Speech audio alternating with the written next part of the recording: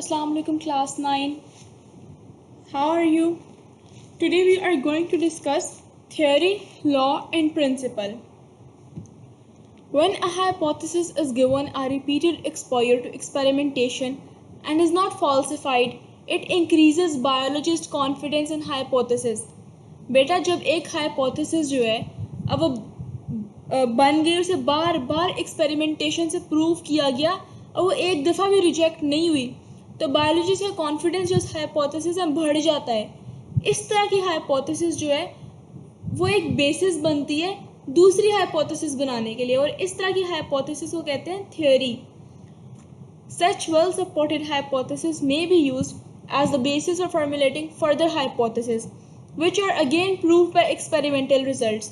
The hypotheses that stand the test of time, often tested and never rejected, are called theories. A theory is supported by a great deal of evidence. अच्छा बच्चों, एक होती है productive theory. Productive theory keeps on suggesting new hypothesis and so testing goes on. जो productive theory है वो क्या होती है कि उससे मज़ीद नई हाइपोथेसिस बनती जाती हैं और टेस्टिंग होती रहती है. Many biologists take it as a challenge and exert greater efforts to disprove the theory. काफ़ी बायोलॉजिस्ट क्या करते हैं, उस थ्योरी को एज अ चैलेंज लेती हैं और ढेर सारे इस पर एफर्ट लगाते हैं किसी तरीके से हम इसे रिजेक्ट कर दें. If a theory survives such doubtful approach and continues to be supported by experimental evidence, it becomes a law or principle. बच्चों, अगर इस तरह की थ्योरी जिसे बार बार एक्सपेरिमेंटेशन जिस पर की गई हो, जिस पर बार बार जो है टेस्ट किया गया और स्टिल सर्वाइव करे, इट बिकम्स अ लॉ और principle. A scientific law is a uniform और कांस्टेंट फैक्ट ऑफ नेचर. जो साइंटिफिक लॉ है वो यूनिफॉर्म होता है और एक फैक्ट है नेचर का. It is an irrefutable theory. एक ऐसी थ्योरी है जिसे आप रिफ्यूज़ नहीं कर सकते. Examples of biological laws are Hardy Weinberg law and Mendel's law of inheritance. अच्छा बच्चों, ये एक बायोलॉजिकल मेथड की पिक्चर है. हमने सब कुछ पढ़ लिया. सबसे पहले क्या हमने किया, बायोलॉजिकल प्रॉब्लम रिकॉग्नाइज की, फिर ऑब्जर्वेशन की 5 सेंसेस को यूज़ करके, फिर हाइपोथेसिस बनाई, फिर हमने डिडक्शंस बनाई, जिसके बाद हमने उस एक्सपेरिमेंटेशंस की. एक्सपेरिमेंटेशन में 2 तरह की चीज़ें थी, एक्सपेरिमेंटल ग्रुप और एक कंट्रोल ग्रुप. फिर हमने समराइजेशन की रिजल्ट्स की और पब्लिश किया, रिपोर्टिंग की रिजल्ट्स की. फिर क्या हुआ, फर्दर टेस्टिंग हुई और थ्योरी बन गई, और थ्योरी की फर्दर टेस्टिंग की तो लॉ या प्रिंसिपल बन गया.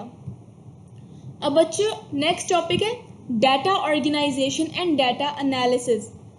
डाटा ऑर्गेनाइजेशन या डाटा एनालिसिस बहुत इंपॉर्टेंट स्टेप्स हैं बायोलॉजिकल मेथड में.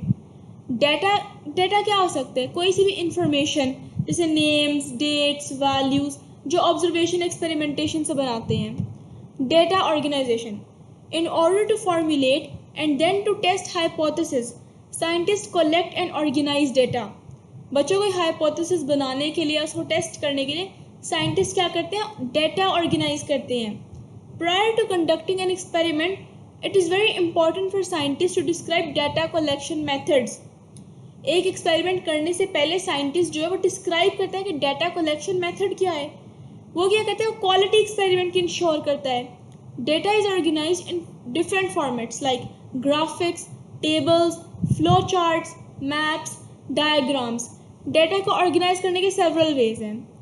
Data analysis. Data analysis is necessary to prove or disprove a hypothesis by experimentation. Data analysis जो है necessary है ताकि hypothesis जो है experimentation के through prove या disprove हो सके. It is done through application of statistical methods. Statistical methods की एप्लीकेशन हम इसमें अप्लाई करते हैं. That is ratio and proportion. When a relation between 2 numbers, for example a and b, is expressed in terms of quotient, it is called ratio of one number to other. Ratio may be expressed by putting a division or colon mark between 2 numbers. For example, ratio between 50 malarial patients and 150 normal person is 1:3.